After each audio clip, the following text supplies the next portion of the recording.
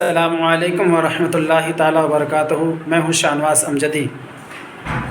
Gram panchayat ادکلی پرکھنڈ ڈگروا ضلع پورنیہ کی عام جنتا کو، عام نواسی کو میں عید الفطر کے موقع پر دل کی اتاہ گہرائی کے ساتھ مبارکبادی پیش کرتا ہوں، اور میں امید کرتا ہوں ہم تمام دیش واسی آپس میں محبت و اتفاق کے ساتھ عید الفطر کی نماز ادا کریں گے اور اپنے لیے اور ملک کی امن اور حفاظت کے لیے دعائے خیر کریں گے۔